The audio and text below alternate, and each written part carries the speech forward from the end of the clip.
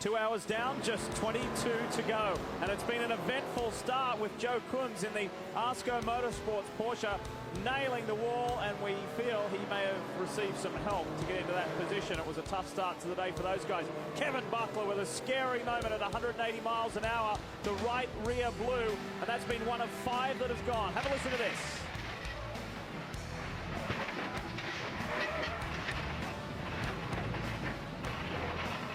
Kevin, being one of the great characters in this sport, got out, had a laugh and said, well, it's going to happen anywhere. That was a good spot too.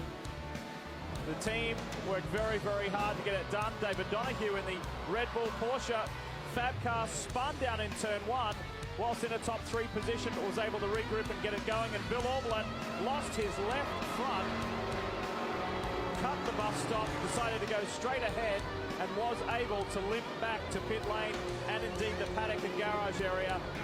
The all-Portuguese team, Miguel Amaral, was behind the wheel when he had contact with the number 27 Daytona prototype and clouded the wall, part of a litany of problems for that all-Portuguese team. A little bit later on, as the skies began to darken, spins were the order of the day. And then more wheels coming off. A bizarre circumstance. That was Andy Wallace running at the race lead.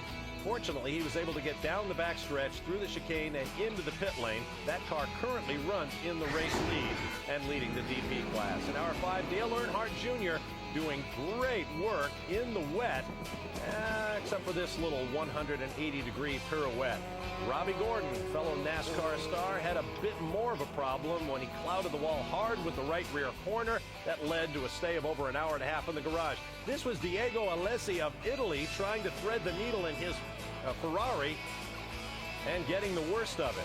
By far, the worst of it. Looking now at the wounded car of Tony Stewart for Howard Boss Motorsports, a Chevrolet-powered Crawford. This is the debut drive for this car and its sister car, the 04 and the third Crawford, the 09 Spirit of Daytona. 2 of the 3 are still running. Sadly, the Jimmy Johnson, Busch Lightsinger, Elliott Forbes Robinson car is out. And there they are, both Crawfords on track together. And look at Tony Stewart just weaving side to side at conditions. Out there, he's gone! Oh, he's lost the left rear. Left rear is completely broken, David, like you thought it might. That will end that.